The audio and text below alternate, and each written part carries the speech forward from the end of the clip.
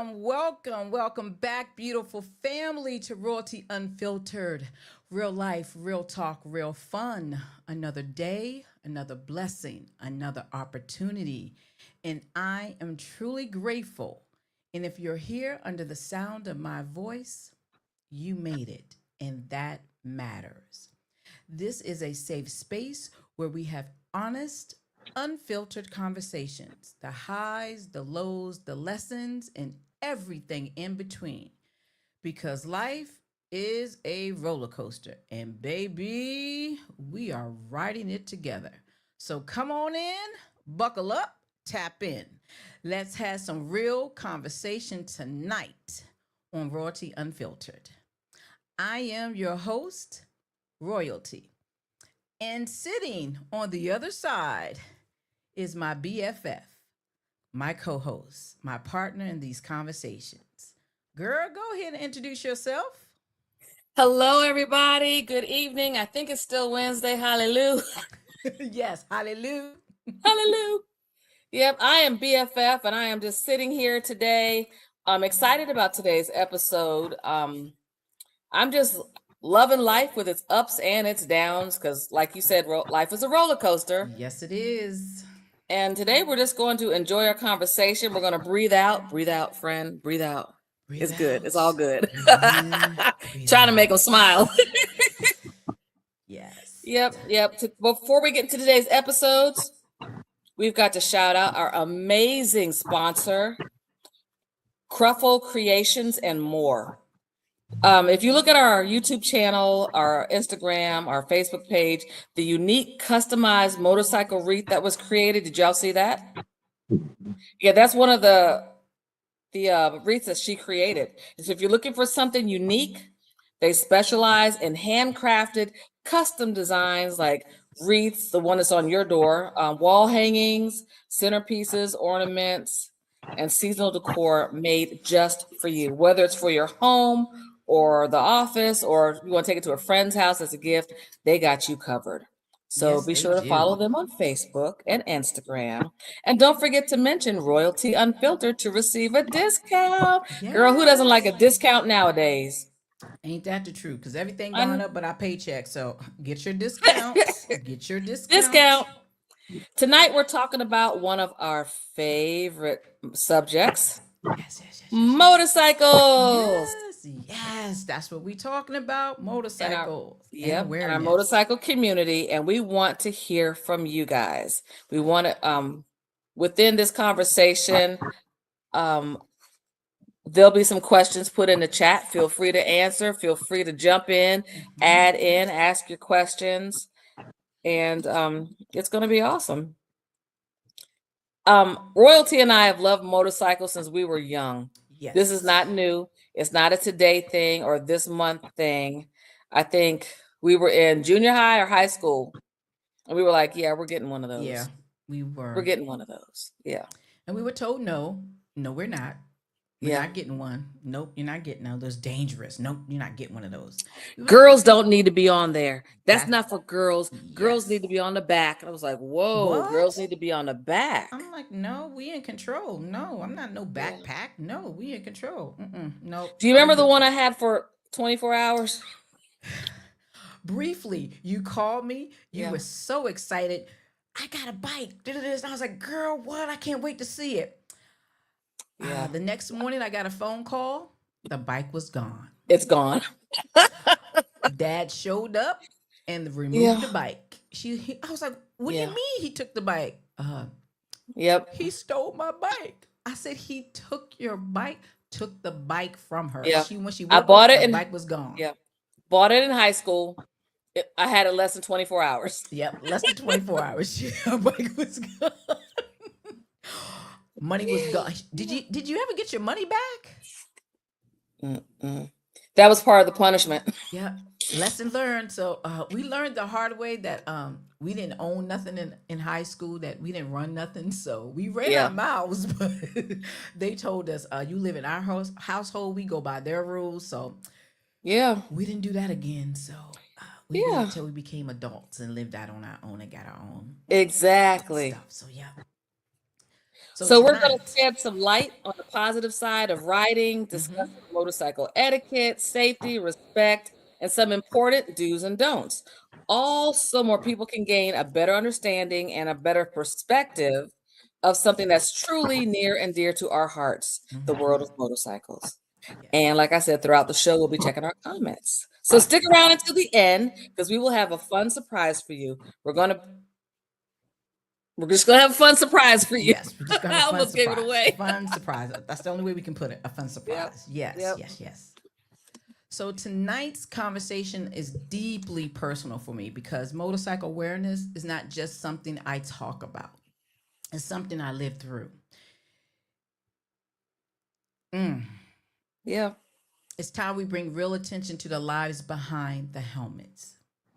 On August 5th, 2017, my life changed in an instant after being involved in a hit run motorcycle accident. One that could have taken my life or even left me unable to walk again. But God, I was told that I would never walk ever again. Yep. But I thank God every day for keeping me covered, protecting me, and for what my mama, my man Moosey always says, we thank God for what didn't happen. Yeah, but the absolutely. reality is everybody doesn't get that ending. That experience opened my eyes even more to how quickly life can change on the road. The physical impact was one thing, but the mental and the emotional, it gave me complete different understanding of safety awareness and how important it was for people to truly pay attention and share the road. And that's one of the reasons this conversation matters so much to me because behind every helmet is a person, a family, a life that matters. Tonight, we're not only talking about motorcycle awareness, we're talking about community, responsibility, respect, and protecting one another. Protecting one another. Absolutely. Yes. And joining us tonight is someone who truly understands that mission. He is the president and one of the founders of the Black Rain Motorcycle Club and the founder and director of the Black Rain We Care Foundation, Inc., an organization dedicated to supporting fallen and injured riders and their families. His passion for the motorcycle community goes far beyond the ride.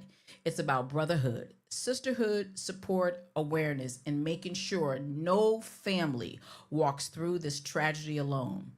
Before we bring him to the stage, please take a moment and watch this short video.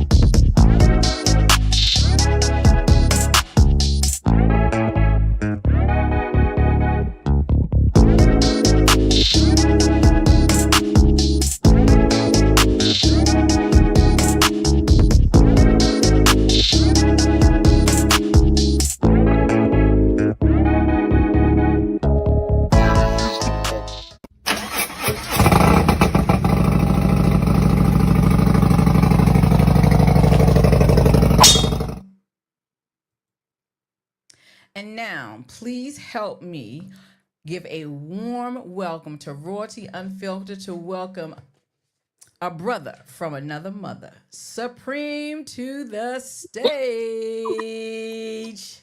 Hello. Hello. Hello.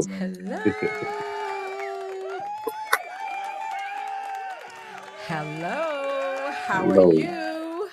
Doing well. First, I want to say congratulations on your show and your success. Royalty, you are such an inspiration. Your transparency, the topics that you discussed since you've been live with this podcast has truly been inspirational. So thank you for this opportunity to be on your show. BFF, hello. Thank you. Thank you so much. We're glad to have you. We are so glad to have you on here to It's share an your honor to be here. wisdom, your impact, and your love for the community and people and the MC community. We thank you. It's First an off, honor to be here. Yes. we are just grateful to have you here. And for those who may not know you, tell us who Supreme is beyond the vest. Wow. Wow. That's a loaded question. We like loaded Well, questions here. yeah. I know. I've been following the show, so I'm ready. I'm ready. I got my You big boy ready? pants on. Yeah. Yes. Supreme. It was a name that God gave me, Mm. um, and it meant to rise above.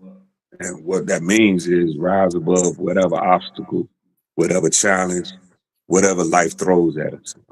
As I was listening to your story, um, we could get hit with anything.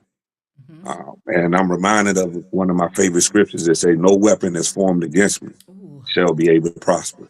So when amen. God gave me the name Supreme, um, not only did it cause me to stand up and rise up, but it caused me to want to become a bigger beacon and a bigger light in my walk as a father, as a husband, as a son, um, just as a human being in general. So that's supreme. All right, all right, all right. All right, BFF, what do you have next for Supreme?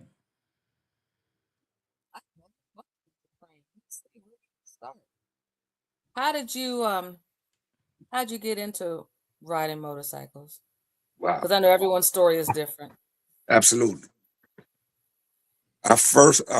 According to history, the history of Supreme, I was about 2.5 years old when I took my first ride on a motorcycle.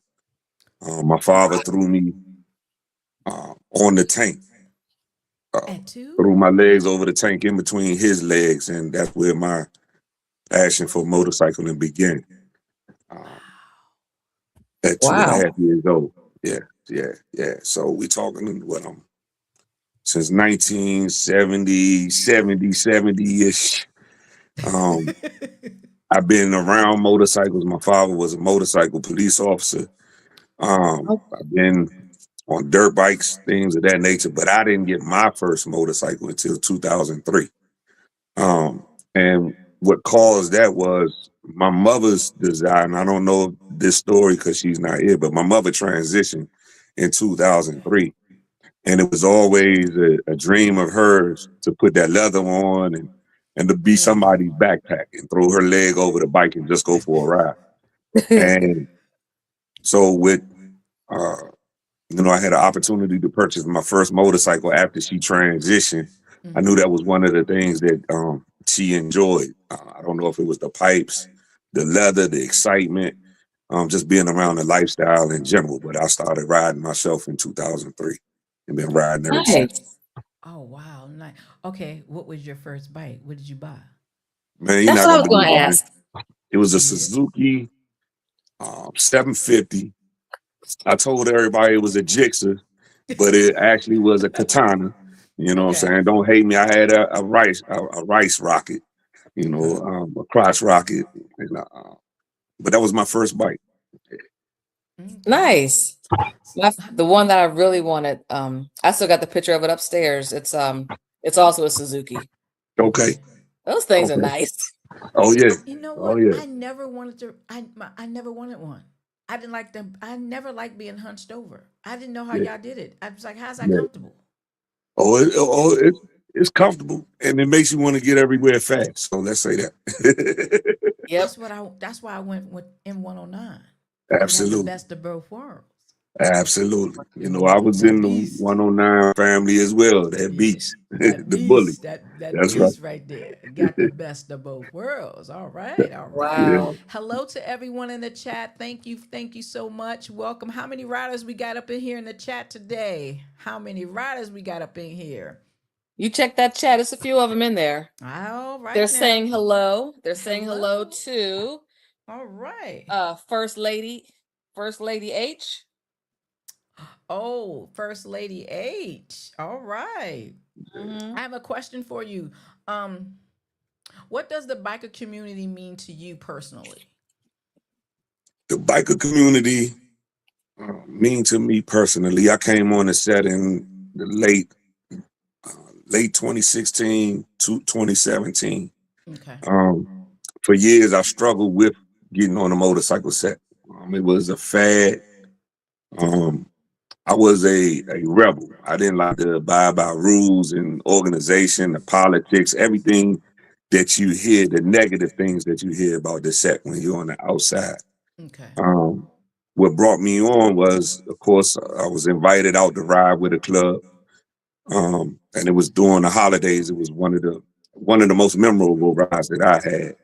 Okay. Was the Goon Giveaway. That's a local Yes. ride in the DMV, where the motorcycle community gets together, regardless of your patch, whether you're an independent rider, whether just bikers getting together and giving back to the community.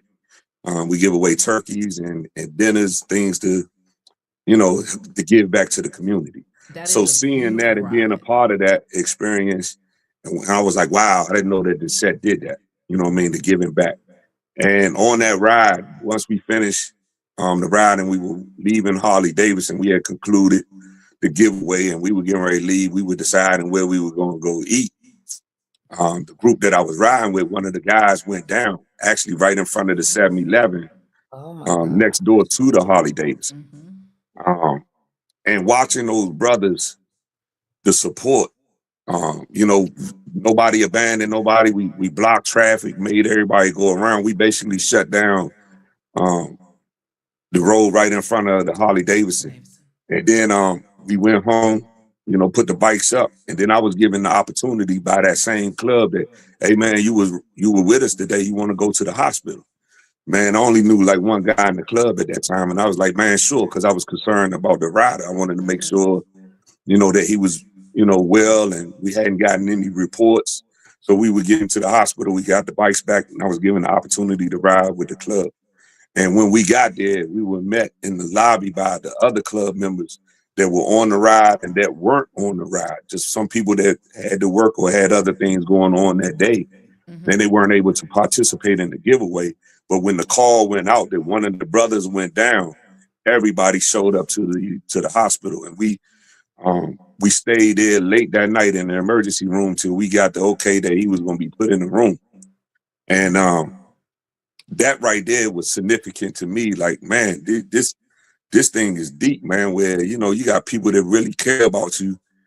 Here I am as an outsider, and they embrace me simply by being on that ride. So I started hanging around there, and that's where I cut my teeth, being Wow. introduced to the MC community. Yeah, I will I will say the DMV community is deep. That love is deep.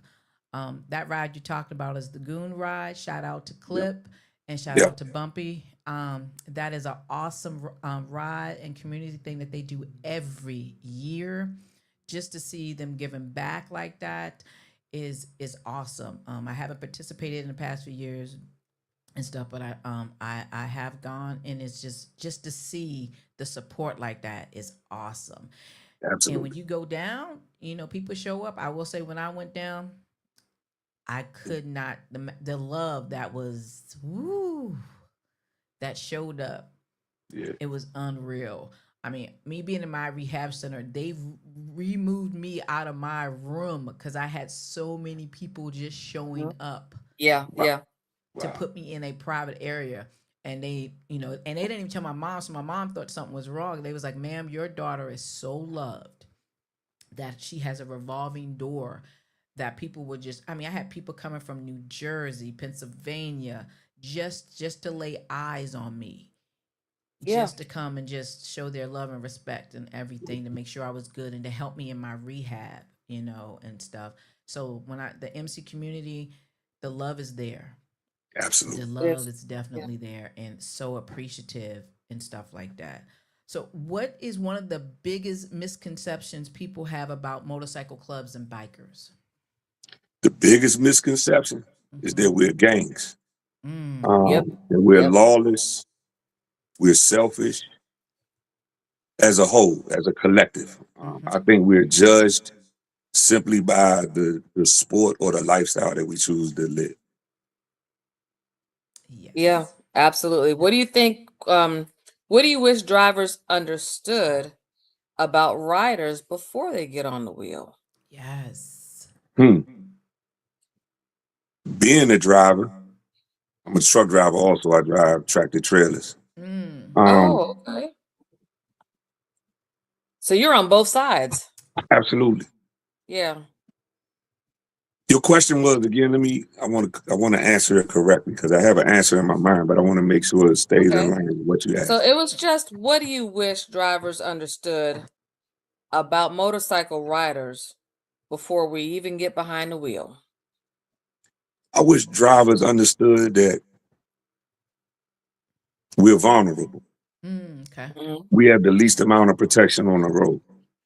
We call vehicles cages. Yes. So when you think of a cage, you think of a place of shelter, you think of a place of safety, you think of protection. Mhm. If there's an impact or collision or rollover, there's Mhm. so much um, safety that has gone into the design and the manufacturing of an automobile. Meaning, if you rear end another vehicle, they've created things where the engine drops down on the ground versus coming in and crushing. We don't have that Yes. kind of protection on a motorcycle. We have two wheels, some three. Um, we have no restraining system, nothing that keeps us on the bike.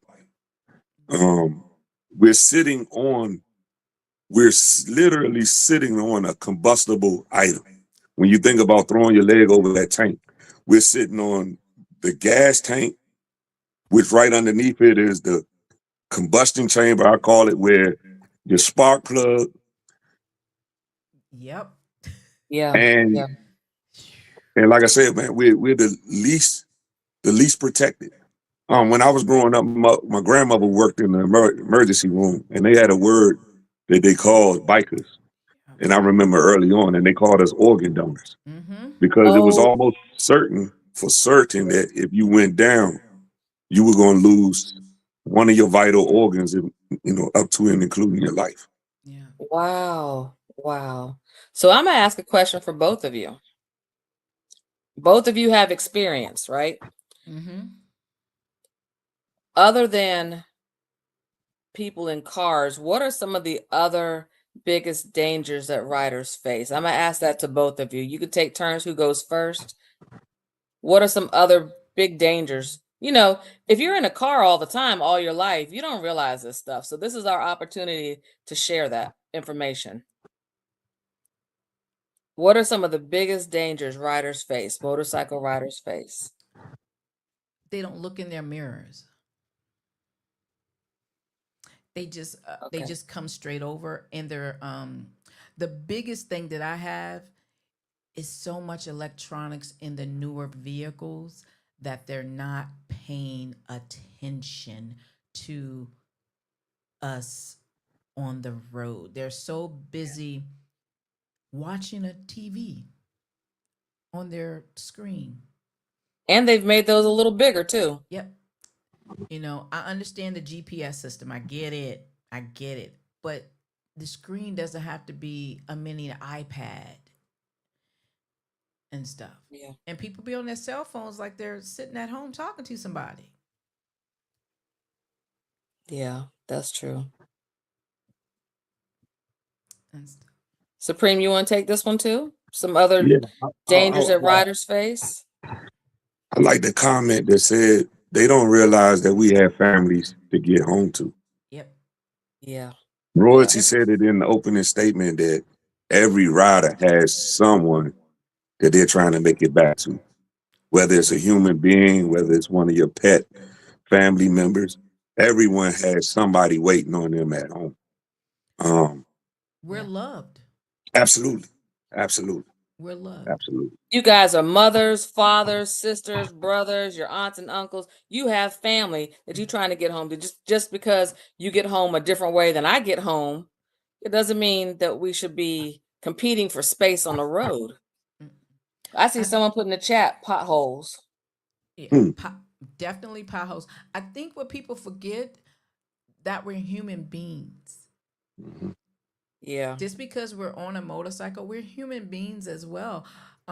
Some of us are doctors, or lawyers, police officers, Kindergarten teachers. kindergarten teachers, Yep. pastors. That's Yeah. right. Some be political. They could be senators, congressmen. You know, you never know who is on a motorcycle. So you just have to treat everybody with respect. And also, I will say it, we have to be respectful as well on the roads. You know, I was going to bring that up because I was driving home the other day. I'm sitting there, I'm listening to my radio station, and I hear this noise. And beside the driver window, between me and the next car, someone on a motorcycle comes between us. And I don't think that's fair either. Like, let me Supreme, get home safely take too. that question. Answer. Can you explain why motorcyclists can't sit in traffic? Absolutely. Yeah. Um, Now we can't defend all behavior because there are some people that ride reckless. Um, I've seen it as well, especially on major stretches of road in PG County, specifically 210, Branch Avenue, 301. You know, all the little hot spots, Pennsylvania Avenue, after that light on Dower House. You know, when you get a little bit of stretch and you want to open it up a Yes. little bit, um, those guys can ride recklessly and dangerously. I don't promote that. Um, but when you're in heavy traffic, like those roads that I mentioned, sitting in traffic, number one, it overheats your bike. It causes your bike to run harder. The oil consumption, we already talked about. A lot of bikes aren't liquid cooled. So that means they need air to cool. So the longer that that motor sits and runs, actually is heating up. And if you don't have heat deflectors or some type of, jeans or the appropriate riding gear, Mm-hmm. your thighs warm up first. I would say that. Mm-hmm. And it can be uncomfortable. Um, Another reason I think some people ride aggressively, we know that we can. We know that we can get away with it. We That's can true. move quicker than any other vehicle on the road. And Yes. with according to your skill level, if I see a gap or opening, and we're trained to look down the road. You know Mm-hmm. what I mean? The further down the road you can see, especially if it's flat, you can almost pick and choose where you're going to go before you get there. Now, what happens is things often change at the last minute. Somebody will get over in front of you. Somebody that's not paying attention starts to drift. You know, when people like to reach for that CD or reach for that item that fell on the floor and they kind of drift, or, the eyes get a little heavy and they want to Mm-hmm. blink and they start drifting between the lanes. That's when the dangers or incidents can occur. Yes. Hopefully, I answered your question. You did. You did. So, what safety advice would you give both riders and drivers watching tonight so we can do a better job of, like Royalty said, of respecting each other on the road? Let's some advice we could share with the people. Safety advice. Roy, to you first. Safety advice. Do most drivers know how far you should be behind a motorcycle? Wow. How far I should be behind a motorcycle? How much distance you should have? You should be behind a motorcycle. It is. I think it's 2 to 5 seconds. You should be behind a motorcycle. You should never ride up on a motorcycle. You should be at least 2 to 5 seconds behind a motorcycle. Mhm. Okay. Never ride up on a motorcycle, because you have to give the motorcycle time to move and shift and everything. Never ride up on a bike.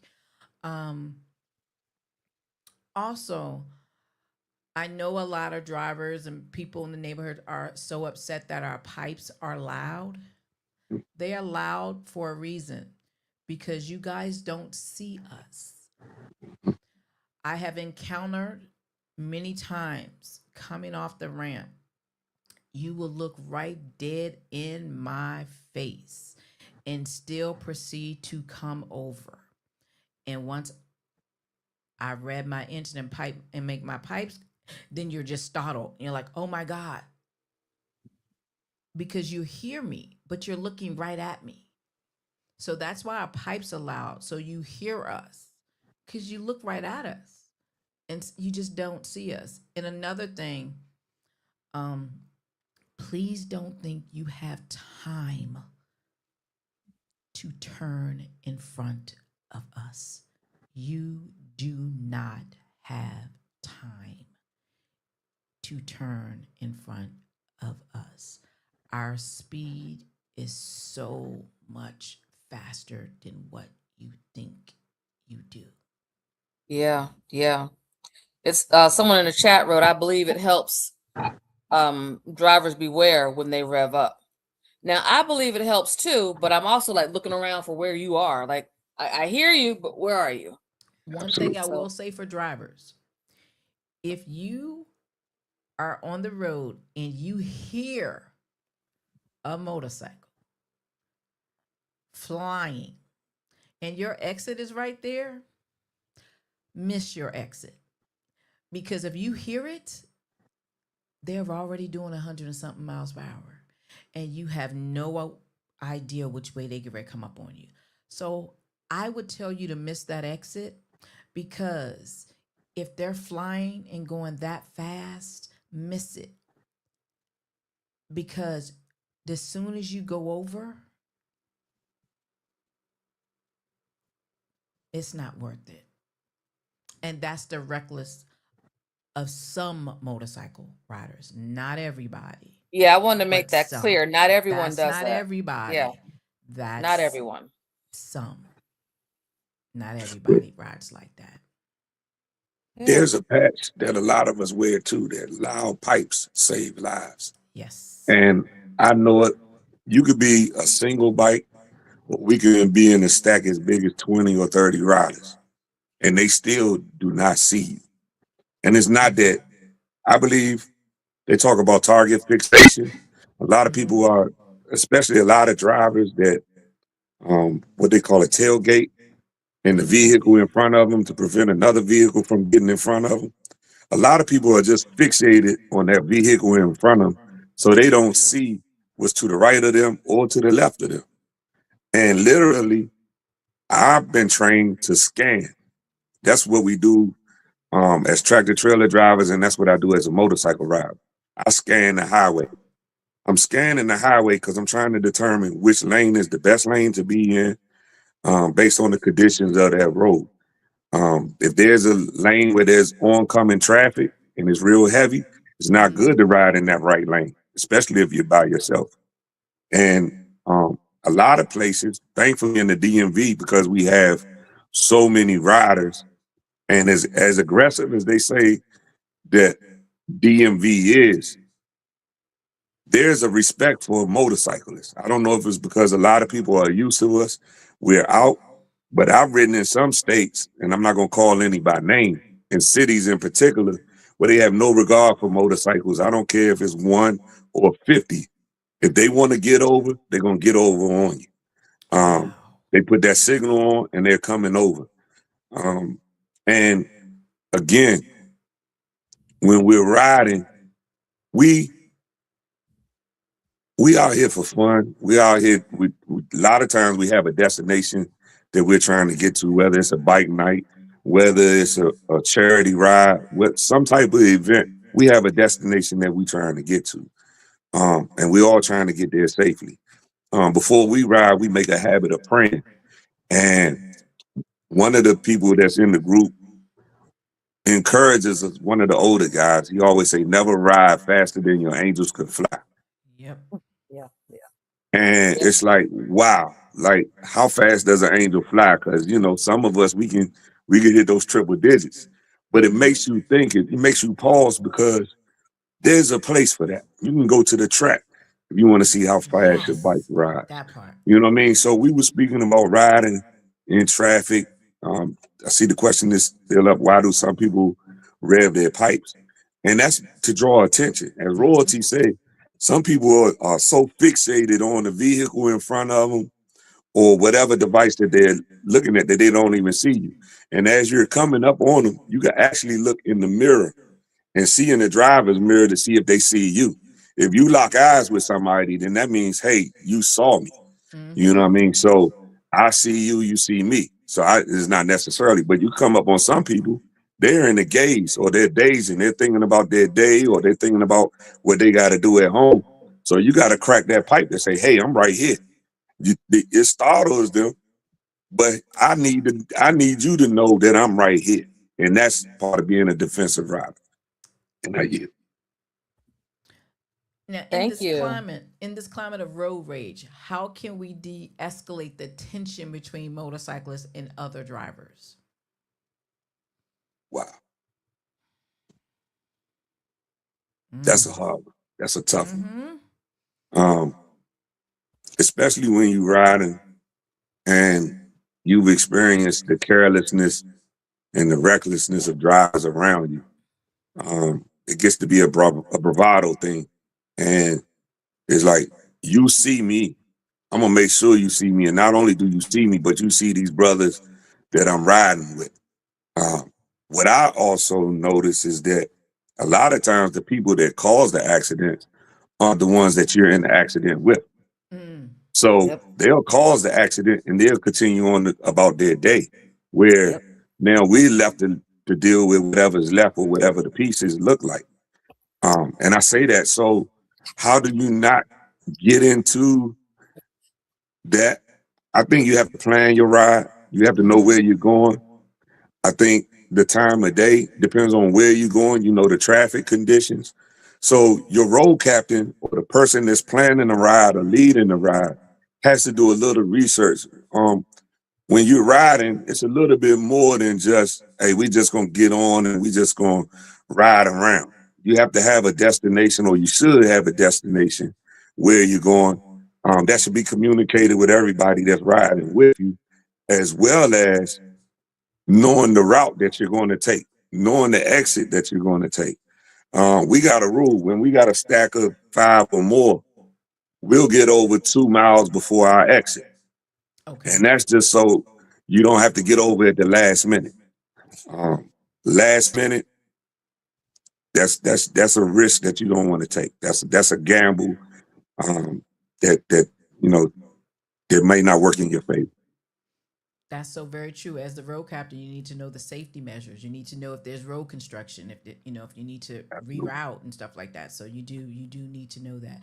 We have a question that came up. Renee Martinez says, "How do you get into a motorcycle club? Is it based on who you know or invitation only? Also, is there an invitation process that occurs like fraternities or sororities?" Well, that's a good question. Supreme. Are there initiation things that you have to do, like the fraternities and sororities do on campus, college campuses? I'm gonna say this. Why y'all laughing? I think y'all know something the rest of us don't know. I'm gonna let my brother answer that one. I'm gonna say this: the best way to get into any organization, whether it be motorcycle, whether it be a fraternity, a Mason, if you want to be one, ask one. I would say go out on the set, bike nights, places, especially when they hold them in public places. You'll see them on Facebook. We advertise, hey, we're going to be here. That's a great time to pull up and get to know some of the people and just engage in conversation. As Royltee said, we're human beings. We go to work, we have careers, we have jobs, and you'll find out if you just ask somebody about their bike, a lot of them will just start talking. You don't have to say much. Then you can show them your bike. If you have a bike or you're getting ready to take a class, ask whatever questions you want to ask about, and do your research. There are a lot of different Yes. clubs out here. You have MCs, which is motorcycle clubs. You have RCs, which are rider Rider clubs. clubs. You have SC. Those are a little less strict so far as the rules. Mm-hmm. There are outlaw clubs, which we call OMCs. Mm-hmm. So it's a pecking order. There's also MMs, which are motorcycle ministries. Yes. There are entertainment clubs like the Rough Riders. They're not an MC. They are what they consider as an entertainment club. Um, so you have different type of riders. Um, and I would say you have to just take your time, do the research, find that group that fits you. And when I say that, it's find a group that feels like family. Yep. And if it's family, also, like you said, you can be invited. If somebody see you hanging around and they notice you keep showing up at the clubhouse or you keep showing up at the bike nights, somebody's going to eventually ask you, hey, you want to join? Simple as that. Exactly. So, what does sharing the road mean to you? Sharing the road mean to me. We all have a destination and we all trying to get there safe. Sharing the road is respect my space and I'll respect your space. Amen to that. Wow. Yep. I like Sharing that. the road. I like that too. That's what I'm talking about. You So gotta I share want to that. get into that shirt you got on right there. That shirt Oh, Yeah. look right at that there. shirt. Yeah, that Look at shirt that right shirt. there he got on. You see that shirt right there, BFF? I see that Black shirt. Rain. Black Rain, we care. Let's Yeah. talk about this. Yeah. Why Foundation. don't you tell us a little bit Tell us about that about shirt you're that. What wearing? inspired the creation of the Black Rain We Care Foundation? Well, this particular shirt, um, as you can see, I don't know if everybody can see it, but when I designed this shirt, the heart is there, of course, because the heart is the most tender and the most that's where our feelings and everything comes from. What we do, we put a heart behind what we do. So what I did is I wanted a heart, but I wanted the diamond plate for the texture of the heart. That even though the heart is the most fragile organ, you can shield it and protect it. Also, it's surrounded by barbed wire because the Bible said, guard your heart for the issues of your life. Everything is centered around your heart. And then the we care simply means that we are concerned about riders everywhere. All right now. So we are the We Care, the Black Rain We Care Foundation. We were founded based upon a tragedy that directly impacted us and a group that I was riding with and some brothers that I love and I miss dearly. Mm. Um, Back in 2000, what is it, 2001, we were coming back from a ride on Highway 97.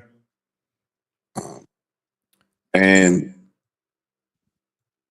mid-afternoon, we weren't speeding. We were doing cruising speed about 75, 80 miles an hour. And we were coming back home. We left Carlisle, Pennsylvania, had a beautiful day out, and we were coming back into the area.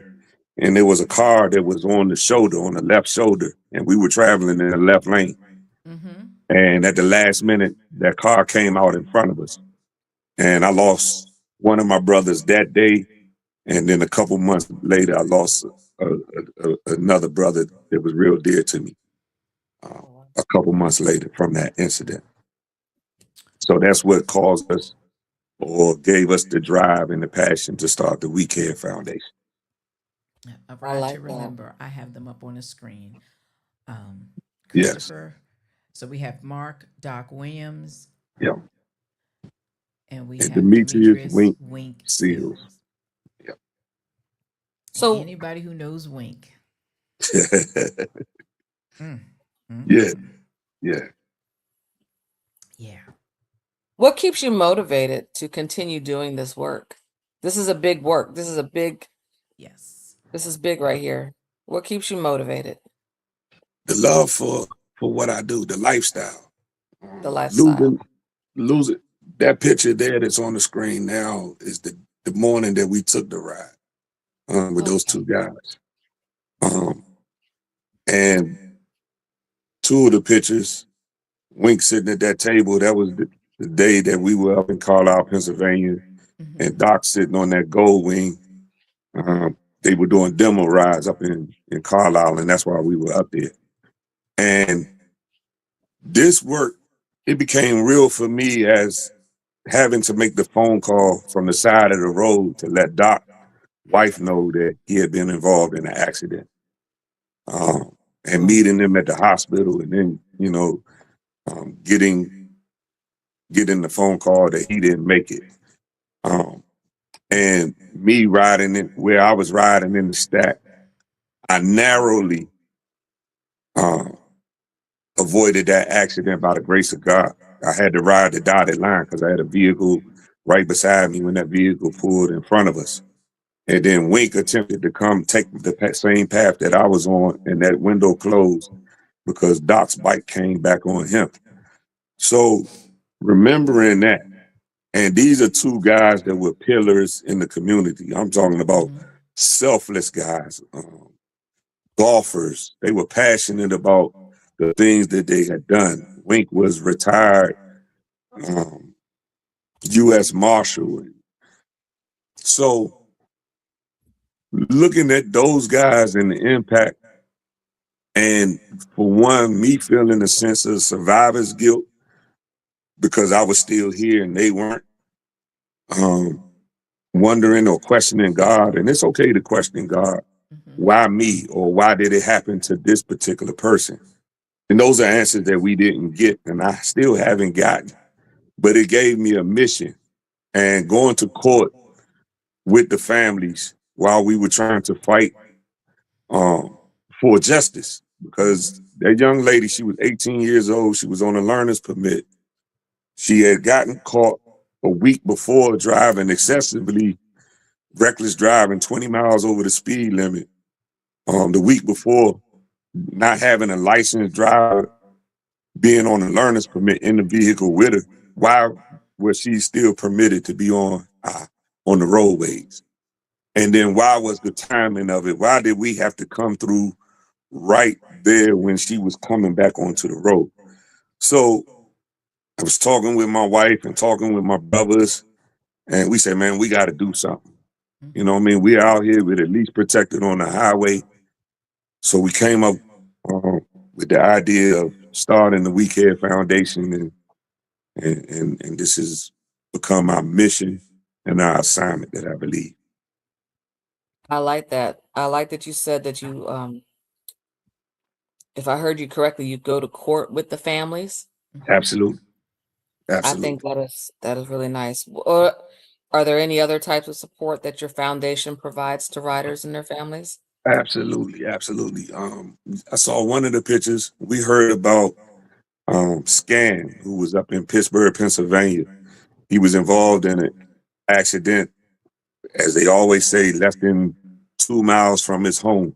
He had been out on a ride and he was coming back home, and somebody cut him off, and he was a paraplegic. I think they call it a quad 4, where he lost the use of all 4 extremities. And we heard about his accident, and we wanted to reach out to him and his family and learn more about his story. We went up there and we met him. I'm very close friends, a sister of mine that goes by the name of the Mileage Bully. She became inspired about his story as well. So we went up there to learn more about his story and what happened. And the Mileage Bully was planning a cross-country trip on a 250cc motorcycle on the back roads of Highway 50 from Ocean City, Maryland, all the way to California. And she said, hey, I want to use this ride that I'm doing to bring awareness to what you're doing to motorcycle safety. And we wanted to raise some money for Scan. So she did that ride. It was a hell of a ride. I'm telling you, that was a tedious ride on the 250. And she made the ride. She came back home, and we were able to present Scan with some much needed funds because he was getting some experimental procedure done down in Texas. So we were able to give him a little gas money to to get down there and back. So That they is would, awesome. yeah. That is absolutely awesome. So as well as, yeah, yeah. Awesome. That is awesome. Look at So as God. well as doing that, my wife has took on the mission with Doc's wife. Doc was married, and that's Janine in the top right corner, standing next to Majesty, my wife. And I asked her to do what I'm not able to do as her husband to a female. I asked her to, and man, she went over and beyond. I just asked her to check on her, just to reach out, to show concern, because you don't want the lines misconstrued. A lot of people take advantage of people in that situation. They're Yes. vulnerable. And Doc and I were, both Leos, and birthdays were 2 days apart, the same age. Mm-hmm. And my wife, they've been to Cancun, they've traveled, they've been to Vegas. They have formed this sisterhood, and just being there That's sis. for the families. That's sis. That's sis. Absolutely. That's Absolutely. sis. That's her. That's Absolutely. her heart. That's her. Absolutely. That is her. That's not her showboating or nothing. That is her heart. If y'all don't know his wife, my sister, that's her heart, y'all. That's her heart. And Have I ever met her? no, you haven't, and you will. That's Okay. her heart. I told you about. That's the one I talked to you about. Her and him. When I Okay. say Okay. something, you're gonna put two and two together. But yeah, who? But yeah, this foundation is awesome. This foundation is awesome, guys. We need to support it. What laws would you like to see intact? Wow. That's big. There are so many. Um, I would like to Maybe see maybe the what top three. Your top. You said there were so many. Maybe your top three. I would love to hear what you would like I to would have like to. passed. I'm in the Maryland, the DMV area in Maryland. I would like to see what they've done in California, not only done in Maryland, but in all states. Mm-hmm. Um, Lane splitting. What that means is if it's safe enough for you to go down the middle of a lane, like at a stop light, you can travel on the shoulder or in the middle of the vehicles to get to the front of the pack. What that means is a lot of accidents, and I've known several guys that have been rear-ended on a motorcycle. And because we have a lot of these automated lights and traffic cameras, we have a lot. The intersections are the most dangerous place for motorcycles. It's a Mm-hmm. dangerous place for vehicles anyway. You got people that turn late, run the light, whatever. But to be in the rear or in the front of a stoplight is the most dangerous and most vulnerable place that you can ride. And also being a part of the foundation and being associated with the mileage bully, Shaquila Bussy, um, she encouraged me to become a certified rider coach for the motorcycle foundation. And what that did was we encourage our riders, student riders, if you're at that light, to leave the bike in gear. That means you're able to take off if somebody, you notice something, stay in your mirrors. Number one, you want to stay in your mirror. That's not the time to be playing with your radio, but you want to be looking at the mirror and judging the speed of the vehicle that's coming up behind you. So that's one of the laws that I would like to see implemented throughout the United States is the lane splitting. Also, I would like to see um, a stiffer penalty for drivers that cause Yes. fatality or dismemberment of a motorcycle rider.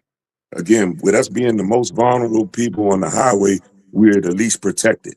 So if you hit or you cause a motorcycle accident, I believe that needs to be reviewed, and whatever charges need to be appropriately applied, as well as after the accident, the young lady that hit Wink and Doc on that day, she only got off with a fine.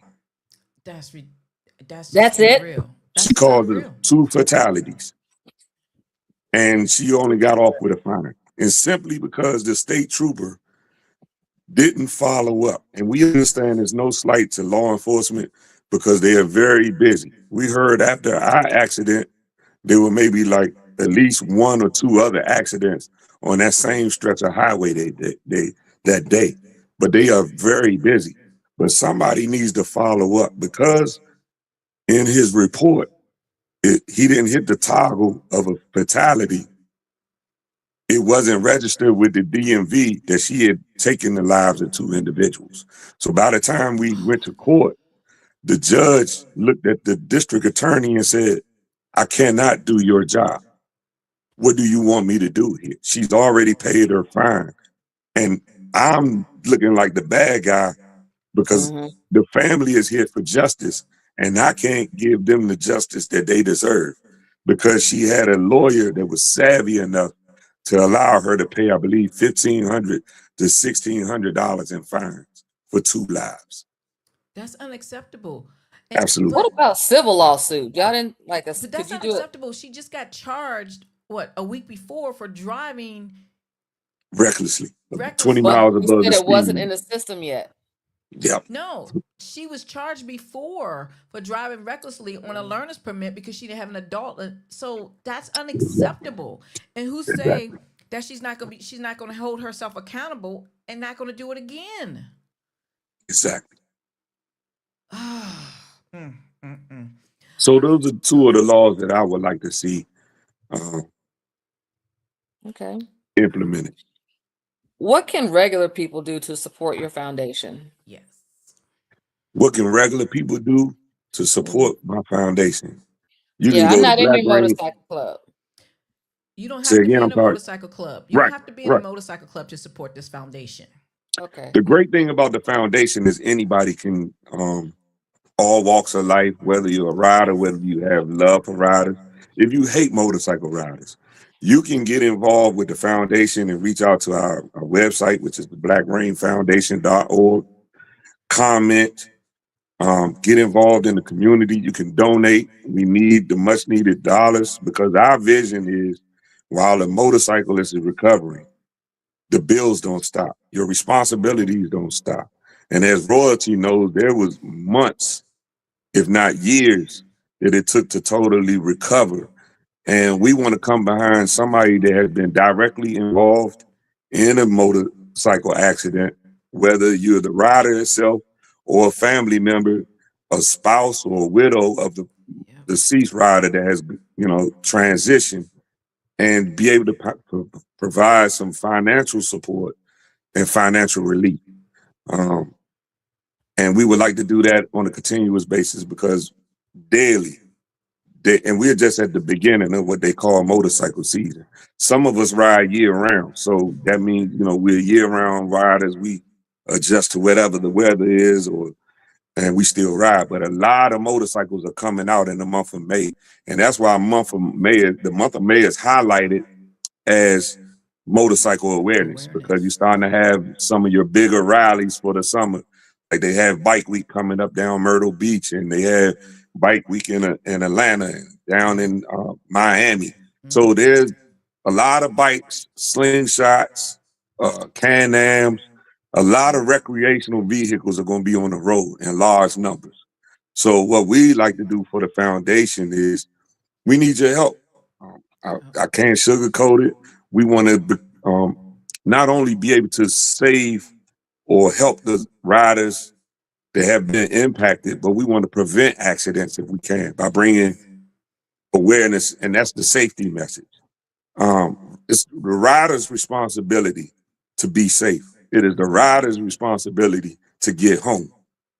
I don't want to sound like I'm contradicting myself because we blame it on cages, we blame it on on everyone else. But ultimately, we're in control of that throttle, that brake. So Yes. it's our responsibility to get home. It's my responsibility for the people that are riding with me to get home. Okay. Amen to that. I So got very it. I true. got it. I got it. All right. So we've Does your talked about foundation offer like support classes where they start offering like support classes, information to help, like God forbid, like they lose someone, to help them to get like lawyers or health care and stuff like that. Because I don't think people understand there's a lot that goes into when you are in an accident, and if you don't have the proper insurance, or you need constant care and your insurance doesn't cover everything, it's a lot that you don't even think about that you need to do, that you just didn't know. Does your foundation offer that type of support as well? Absolutely, absolutely. We try to provide as much information as we can. Is like PIP insurance. Yes. Motorcyclists don't have PIP. When you get motorcycle insurance, that just covers the bike. It doesn't cover you if you get injured. That's your other insurance. Mm-hmm. That's a misconception because the state mandates that you have to have motorcycle insurance, but that is just what it is. That is motorcycle insurance. It's not rider insurance. So it's making sure that you have the right amount of coverage when you're riding your bike as well. Um, we're planning to get into some community um, activities and events, sponsor some events. That's one of the reasons why I reached out to the Mileage Bully initially, was so she could come in and teach some of the safety courses and safety Mm-hmm. training, some of the things that you need to do to prepare to get on the road. Um, so putting out the brochures. So the messaging is there. We have a lot of aspirations for the foundation. Also, we do what we call we have an angel division, Okay. and we offer funeral escorts, meaning a Okay. lot of times that if a rider goes down and they don't not necessarily a part of an MC, or if they are a part of an MC, but they want to find that the foundation to come out and host a ride, or to lead the funeral procession or be a part of the funeral procession, we'll do that as well. Oh, that's I awesome. like That is that. awesome. I That like is that. I like awesome. that. I like I that. like that. That that's Yeah. what I'm talking about. Supporting the family, supporting the family. And speaking of the Mileage Bully, I will definitely have her on. Anybody, she is the first That's right. Black woman to start a motorcycle safety instruction Rider school, course, rider school, course in yeah, Virginia and Tennessee. and She has two Tennessee. locations. Yeah, 2 locations. Yes, she did the daggone thing. Yes, so proud of her. So yes, definitely have to get her on here for her to share her story, because whew, it's a story. It is definitely a absolutely. story. My God, that girl be doing the daggone thing. So, anything else you have for Supreme BFF? I have a question. And then I'll let Supreme say what he would like to share. You know, we're on a podcast here. So my question is, what can social media do? What can podcasters do to help spread the awareness? What would you like to see Yes. us do? Continue to get the message out. Continue to have riders come on, because nobody knows unless you're in that seat. Mm-hmm. Have I would encourage you to have people that, like Royalty herself, somebody that's been directly impacted by an accident. The recovery process. What does that look like? Um, we look at the physical aspect, but the mental toll that takes, the stress and just everything that you have to worry about in your recovery process, is more than just physical.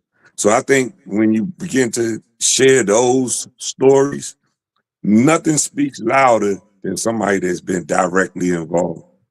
Yeah. I think that message. So just creating a platform like you all have done, taking a moment out to highlight the importance of motorcycle safety and awareness. That's why safety and awareness is just being aware of motorcycles being out there. Sometimes that helps. So I believe that if we all could just take a moment, take a pause, we get caught up with the hustle bustle of life. Yes, we do. We Yes, we do. all, get in over our skis. We all sometimes drive a little bit faster than we should. Everybody just back off. Just back off. You know what I Okay. mean? Okay. Okay. That is so, so true. So, It is. Supreme, from your perspective, how do we stop looking at this as bikers versus drivers and start looking at it as all of us being responsible for others' lives on the road? I think it's just the basic respect. Have Okay. respect for one another. Um, Okay. just being a Everyone human needs to being. look out for everybody. Yeah. Absolutely. Just be a human being. A Okay. human being Yep. doesn't want to cause harm to another human being. That is so true. If I pinch myself, Mm-hmm. naturally you don't feel it, but you should say, hey, don't hurt yourself. It's Mm-hmm. just being concerned. Mm. Um, so I was just Kindness. saying, just being compassionate, just being a decent human being. That doesn't cost you anything. Being That's kindness right. free. Absolutely. Kindness. Just being kind. Just be kind. Just be kind. And let me speak on that road race thing. Being kind is, I'm seeing the question, as a community, how do we move from Yes. frustration to understanding on the road? Yep. Understanding somebody just may have had a bad day and give them Yes. grace. Yep. You know, if you having a bad day, why should I add to it? Or the energy is transferred. So I don't have to become a part of your scenario, and you don't have to become a part of mine. And you could go on and continue your bad day, and I'm gonna go on and continue my day. That part right there. And my That Yep. wife part. told me something that I was real bad with. I have to be honest with road rage. And she was saying one little interaction, you're gonna let that little 1 minute to 2 minute interaction ruin your whole day and possibly your life. You know what I mean? So I know a lot of people that's been locked up and sitting down in places they don't want to, they can't leave from, Mm-hmm. because of a 1 minute decision or interaction. You can do something now and it would change the whole trajectory of your life. And like I always tell people, man, nobody plans to, when they leave their home, nobody plans Yes. to die that day. Nobody plans to go to jail that day. Nope. Right. Right. Right. Right. We all plan to come home. Absolutely. No one plans to leave the house and say, hey, I'm not coming home. No, we all plan to come home. Mhm. We all want to come back home to our loved ones. That's the goal. We all want to continue our dash. So let's just respect one another on the road Yeah. and give each other grace And be patient. and be patient. And the road rage, I had to stop myself. Yeah.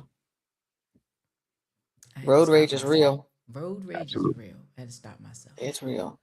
All right, I mean, my brother. Huh? our, our emotions are real. So we don't want to, Mm-hmm. this, my wife said, you're entitled to feel how you feel, but we Yes. That's can't be true. led by That our part. emotions. Right. That We have to part. put our emotions in check. Yep. That part. That part. Just gotta just take a breather. Yeah, Be like, you be like, is it worth it? Is it that's it. worth it?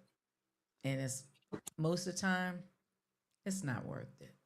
Yep. It's not worth it. My brother, my brother, my brother. First and foremost, I just want to say thank you for being you.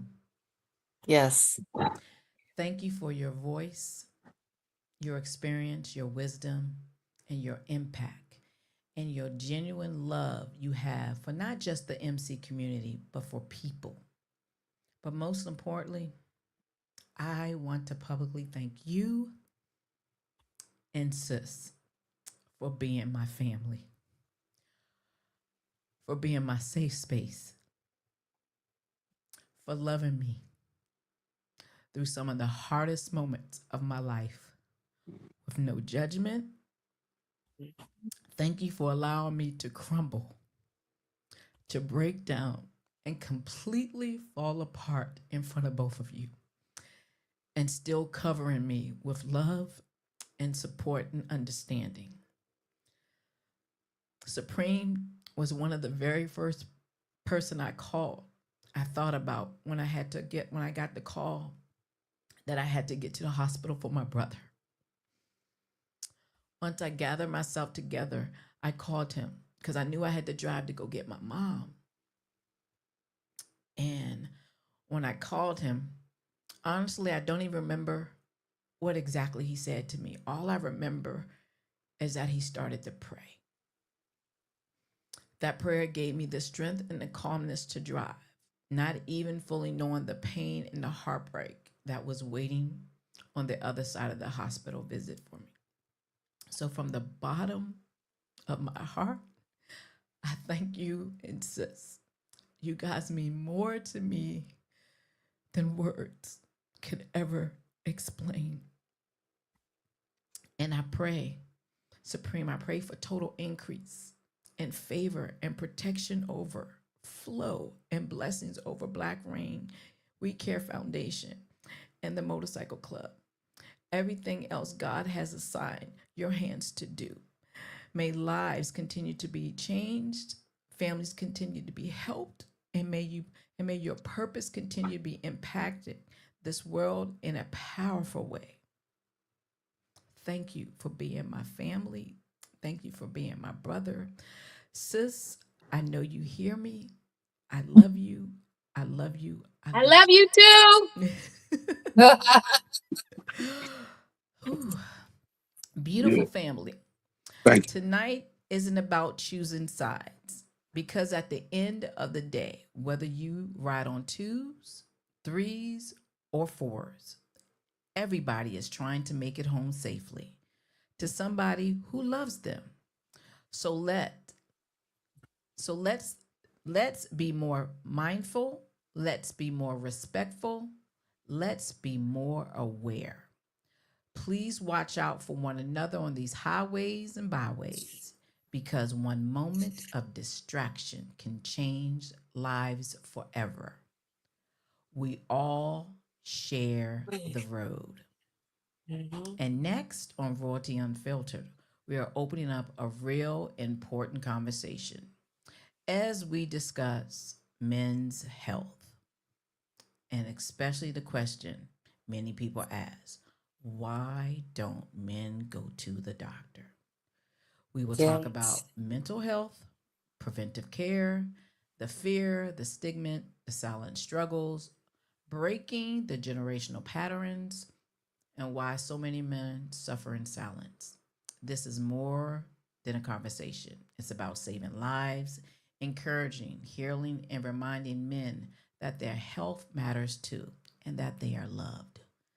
Thank you for tuning in to Royltee Unfiltered, real life, real talk, real fun.